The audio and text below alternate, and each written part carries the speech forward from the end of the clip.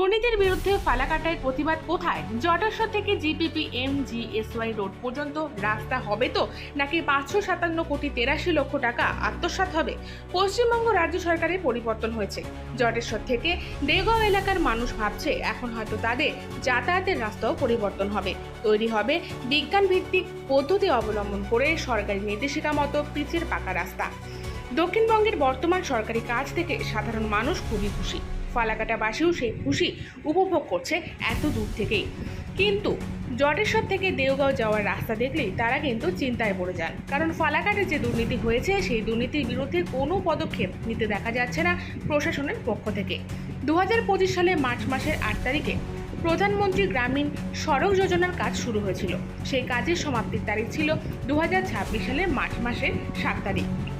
রক্ষণাবেক্ষণের সময় শুরু হয়েছে 2026 সালের মার্চ মাসের 8 তারিখ থেকে, কিন্তু রাস্তা এখনো তৈরি হলো না। বোর্ড লাগানো আছে, দেখব সেই বোর্ডটি।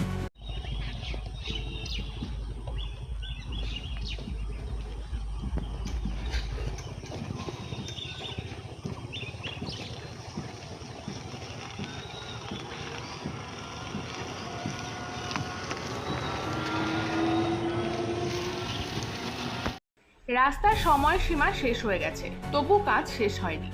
যে জায়গায় কাজ হচ্ছিল তাও ভেঙে চুরমার হয়ে যাচ্ছে, দেখব সেই জায়গা।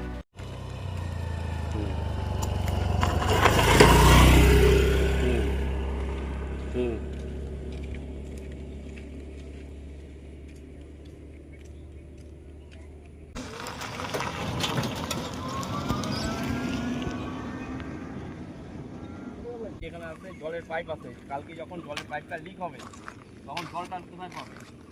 রাস্তা শুকবে।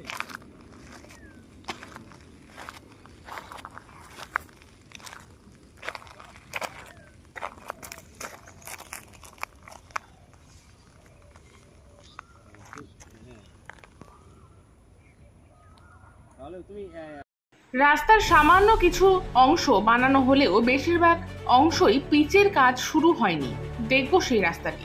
সরকার আসে, সরকার যায়, কিন্তু কোনো পরিবর্তন দেখা যায় না রাস্তাঘাটের উন্নয়নের।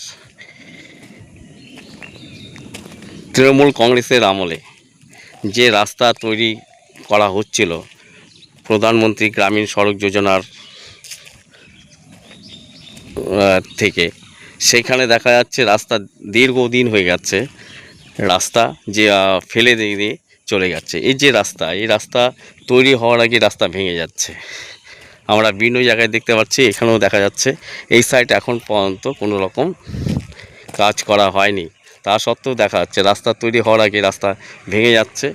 কিন্তু প্রশাসনের পক্ষ থেকে কোনো রকম উদ্যোগ দেখা যায় না এই রাস্তা তৈরি করার দিকে।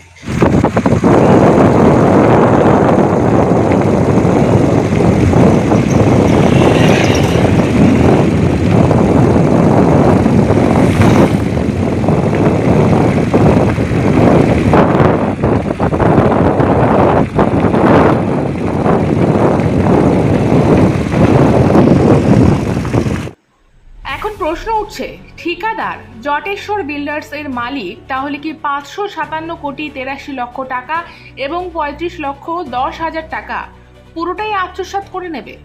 শাসক বিরোধী দল কি কোনো ব্যবস্থাই নেবে না? যে সমস্ত সরকারি আধিকারিকরা দায়িত্বে রয়েছেন তাদের কি কোনো দায়িত্ব নেই? এই ঠিকাদারের একাধিক কাজে দুর্নীতি রয়েছে, সেই সময় শাসক দলের ছত্রছায়া ছিলেন। বর্তমানে শাসক দলের পক্ষ থেকে রাস্তার দুর্নীতির বিরুদ্ধে ফালাকাটায় কি আইনের পদক্ষেপ গ্রহণ করে, সেটাই কিন্তু দেখার বিষয়। এই রাস্তা না হওয়ার ফলে বিভিন্ন স্কুলের ছাত্রছাত্রীরা রোগে আক্রান্ত হচ্ছে। ধুলো বালির মধ্যে স্কুলে যাওয়ার ফলে মাঝে মাঝে ছাত্রছাত্রীরা অসুস্থ হয়ে পড়ছে। এই ধুলো বালির দ্বারা কোনো ছাত্রছাত্রী ও অন্যান্য পথযাত্রীরা যদি কঠিন রোগে আক্রান্ত হয় তার দায় কে নেবে? এখন দেখার বিষয় ফালাকাটায় দায়িত্বে থাকা প্রশাসনের কর্তারা কি ব্যবস্থা নেয়।